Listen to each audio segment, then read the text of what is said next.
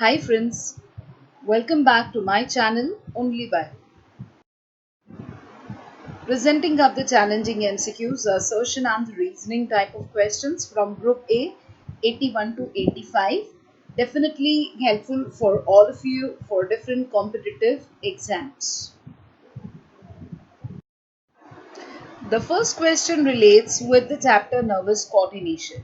The assertion is the carotid body is a small neurovascular structure near the branch of internal and external carotids and supplied by vagus and glossopharyngeal nerves. And the reason given is they are sensitive to oxygen content of the blood and assisting in homeostatic reflex. The options given are a. If both assertion and reason are true and reason is the correct explanation of the assertion. B. If both assertion and reason are true but reason is not the correct explanation of the assertion.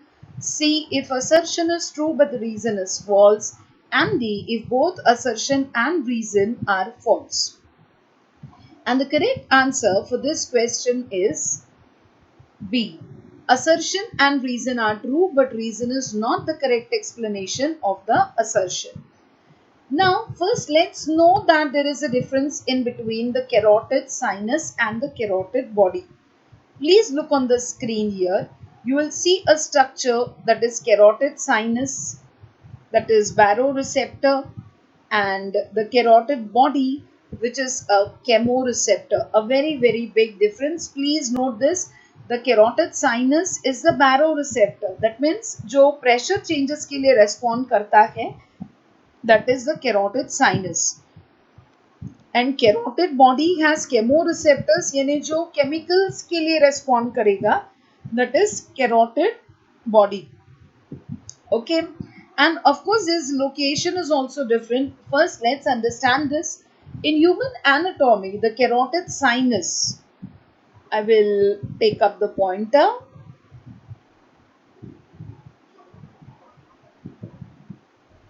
Here it is. Okay friends, look here. This is the carotid sinus और उसके बाजू में है carotid body. अब पहले हम carotid sinus के बारे में जान लेते हैं. In human anatomy, the carotid sinus or the carotid bulb, इन्हें sinus को ही bulb कहा जाता है. It is a dilated area. You can see dilated मतलब थोड़ा सा expanded area at the base of the internal carotid, just superior to the bifurcation of the common carotid at the level of the superior border of the thyroid cartilage. Thyroid cartilage, I hope you know it. अब जो carotid sinus है, it is sensitive to pressure changes. किधर के pressure changes? So arterial blood में होने वाले pressure changes. So it is a major baroreception site in humans and almost all the mammals. The carotid sinus, it contains numerous baroreceptors. Okay, it will act as a sampling area for maintaining the homeostatic mechanism for blood pressure. Okay, so it has baroreceptors. And और एक additional information अगर हम देने जाए तो it is innervated by the sinus nerve of Hering. अब nerve of Hering क्या है? It is a branch of cranial nerve number 9. I hope you know कि cranial nerve number 9 is nothing but the glossopharyngeal nerve. Now let's understand about the carotid body. Now this is another picture for you to understand it better. You can see the bifurcation. You can see the carotid body here properly, right? Yeah. So now let's understand about the carotid body. It is a small cluster of chemoreceptors and supporting cells which are located near the fork or the bifurcation of the carotid artery. You can see that very easily in this picture. The carotid body, I'm talking about the carotid body. Please look on the screen. Please look on the screen. Okay. I hope you have seen this carotid body properly. So there shouldn't be any confusion here. Okay. The carotid body is going to be detecting the changes in the composition of the arterial blood flowing through it. It mainly is going to sense the partial pressure of oxygen as well as carbon dioxide. And this carotid body is also sensitive to changes in the pH and temperature.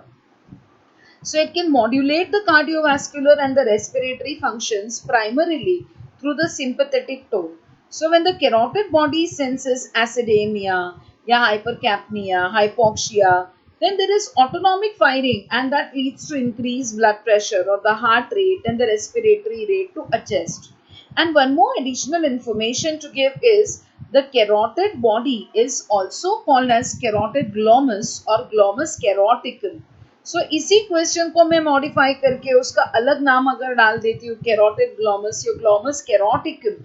So don't get confused, it's the other name for the carotid body.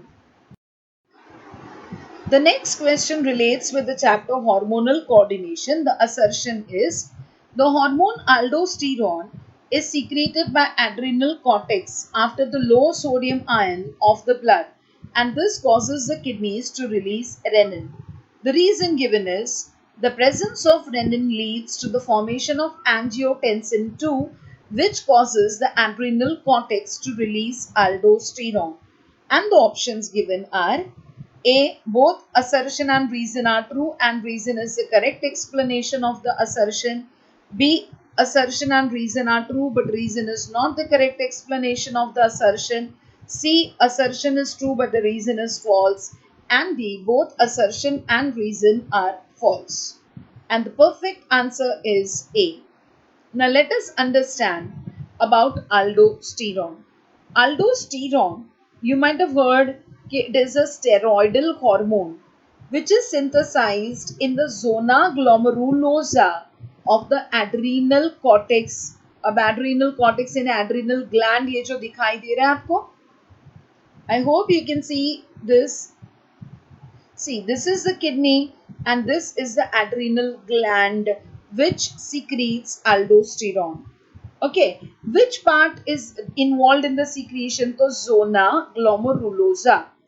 Okay, and this is responsible for electrolyte balance and fluid balance like sodium chloride and potassium.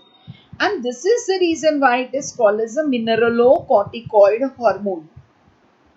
Now remember, it is essential for the conservation of sodium in the kidneys, in the salivary glands, the sweat glands and the gastrointestinal mucosa, that is colon. And it plays a crucial role in the homeostatic regulation of the blood pressure, the plasma sodium and potassium levels. Now but obviously आपके दिमाग में question रहेगा, how does it function? माना कि aldosterone does all this, but then how does it function? So let us understand. Look on the screen. It acts on the mineralocorticoid receptors in the DCT, that is distal convoluted tubule, and the collecting ducts of the nephron. Now how does it do it? It influences the reabsorption of sodium and excretion of potassium from and into the tubular fluids, which is responsible indirectly for influencing the water retention or loss, thus influencing blood pressure and blood volume. अगर ये hormone ठीक से काम नहीं करता so it can contribute to the development of cardiovascular and kidney diseases. So aldosterone has exactly the opposite function of the atrial natriuretic hormone. I hope you know it is ANF, right? ANF, that is secreted by the heart. मतलब ये antagonistic है. Now which factors regulate the secretion of aldosterone? So angiotensin II is the most important regulator and it acts as a major stimulus of aldosterone secretion. Another factor is hyperkalemia, that is increased potassium levels in the blood. Now the next question relates with the chapter morphology. Here you can see even classification of plants here. Assertion is green algae live in the ocean but are more likely found in the fresh water.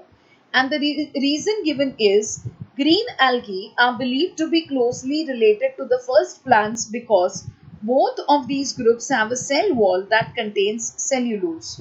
And the options given are A. Both assertion and reason are true and reason is the correct explanation of the assertion. B. Assertion and reason are true but reason is not the correct explanation of the assertion. C. Assertion is true but reason is false. And D. Assertion and reason are false. The correct answer is B. Assertion and reason are true, but reason is not the correct explanation of the assertion. Please remember, plant-like protists are algae, and green algae are considered to be the precursors of the land plants. They contain the same carotenoids and chlorophyll A and B as the land plants, whereas the other algae have different accessory pigments and types of chlorophyll molecules in addition to chlorophyll A. Both green algae and land plants also store carbohydrates as starch. So, green algae and the plants are believed to be the descendants of the original plastid harboring eukaryotes. Now, the next question is an additional question. The assertion is the Venus flytrap leaves do not interlock. Reason because sensitive hairs are not found in this plant. And the options are A. Both assertion and reason are true and reason is the correct explanation of the assertion. B. Both assertion and reason are true but reason is not the correct explanation of the assertion. C. Assertion is true but reason is false.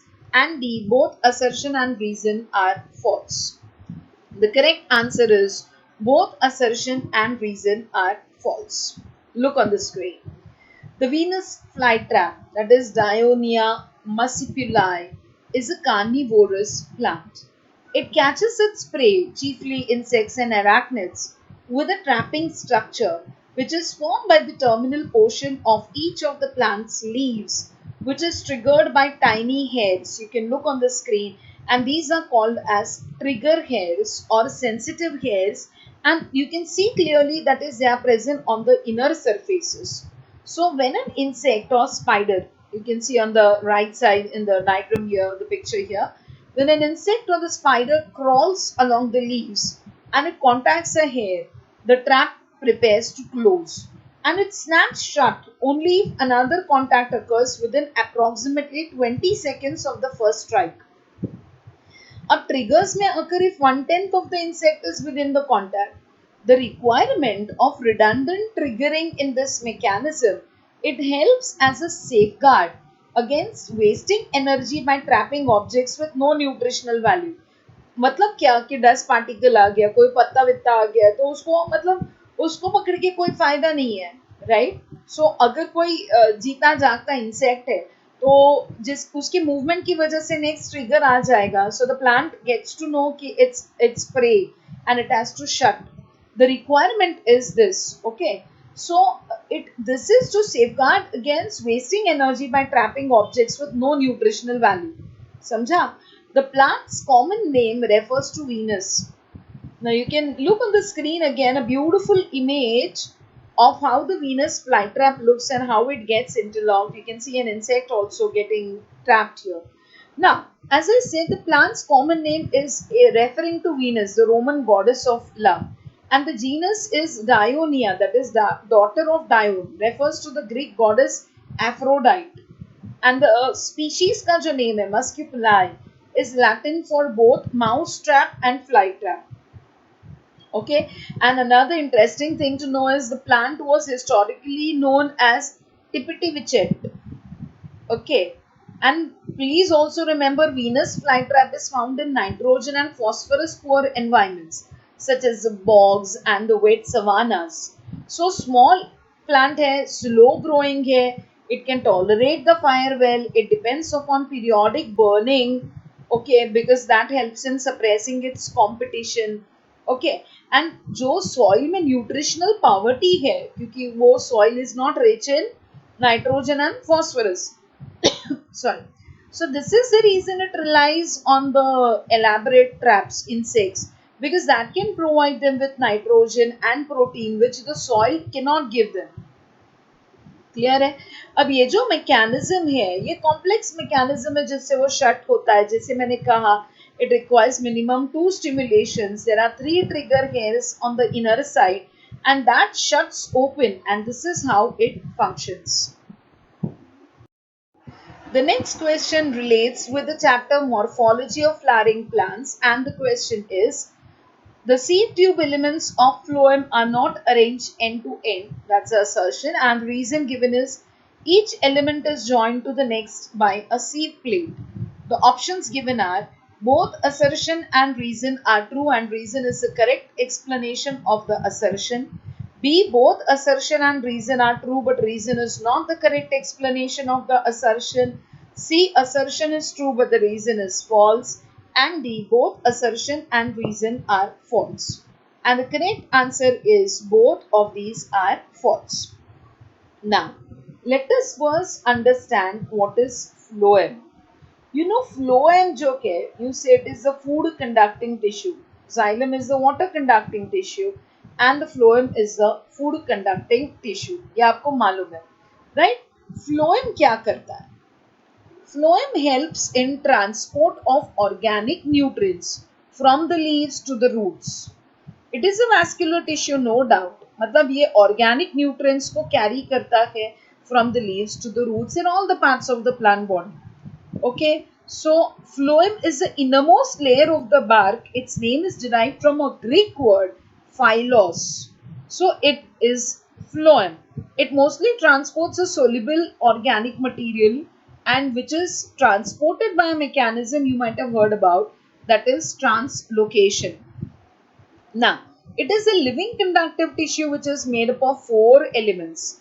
First is the sieve tubes, second is the companion cells, third is the phloem parenchyma, and fourth is the phloem fibers. अब इनमें से the most important are the sieve tubes. Please remember. अब जो sieve tube elements of phloem, they are arranged end to end and they fuse together to form the sieve tubes. And each element is separated from the next by a sieve plate which contains the pores to allow the flow of the liquid from one element to the next one. ये याद रखिएगा. These sieve tubes are responsible for the conduction mainly. So I said the most important are the sieve tubes. Okay, these tubular cells have perforated walls. Perforated walls. That's the reason they can translocate the food.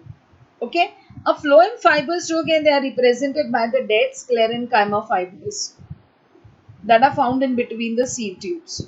They are meant only for providing mechanical support. Okay, only mechanical support. अब sieve tube elements जो होते, they are cell wall containing cellulose with many plasmodesmata. You can look on the screen and understand, forming direct links between the cytoplasm of the sieve tubes. The cytoplasm containing some mitochondria and other organelles but no nucleus. So it leaves some space for the movement of phloem sac. Okay, and rahi baat about companion cells. Now the term is very clear, companion cell. It accompanies. So it's companion. These are with cytoplasm containing numerous organelles including nucleus and many mitochondria. And they are said to be probably helpful in loading and unloading. Okay. So another picture for you to understand the location of the companion cell and the other elements of the phloem.